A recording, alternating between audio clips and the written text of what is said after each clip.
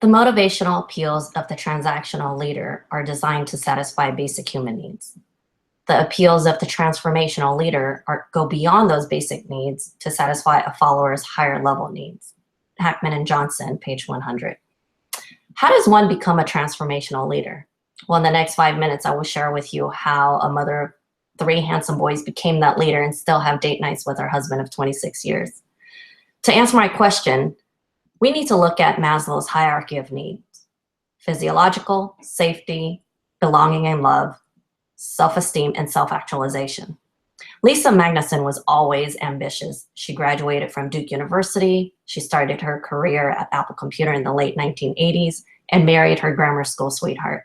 That's not the happily ever after yet, because there's more. That just satisfied the first 3 levels of needs. So what's next? According to Hackman and Johnson, self-esteem needs become important after the first 3 levels have been reasonably well satisfied, page 101. Lisa said the person who inspired her was her first supervisor named Julie Welch. Julie was fun, but can be hard when necessary. She was collaborative, transparent, and gave credit when credit was due, demonstrating a democratic leadership style. She set them up for success by helping and coaching her team to basically one day take her job. That really increased the team's mutual respect for her and helped improve their self-worth, confidence, competence, and self-esteem. Lisa was later promoted to a manager around the same time she was expecting her first child.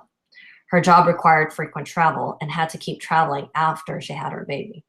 I asked her, how do you balance that work life? And she said it's because of the support from her husband.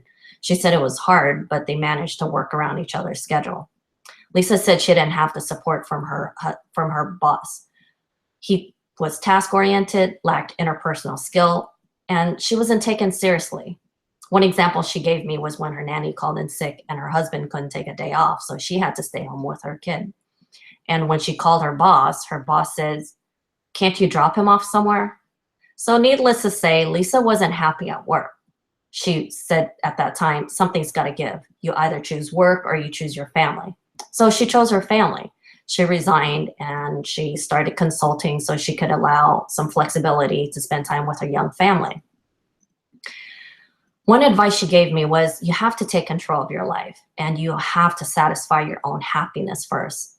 And I believe that was her metamorphosis into a transformational leader.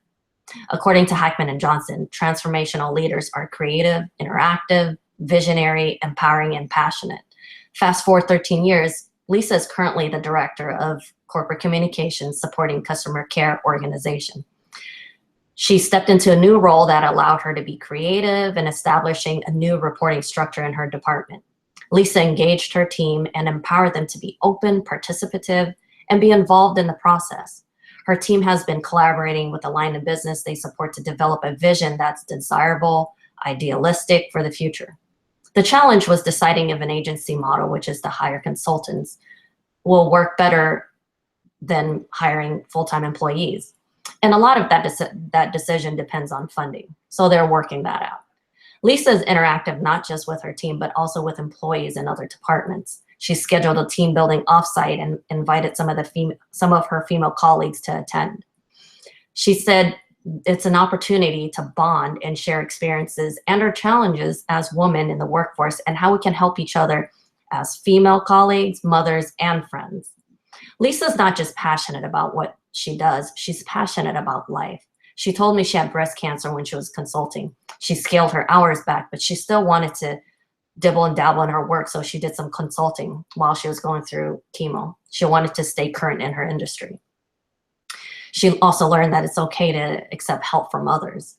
After given another chance in life and in remission, she stopped consulting and worked for a company called Silver Springs Network as the vice president of the global marketing team.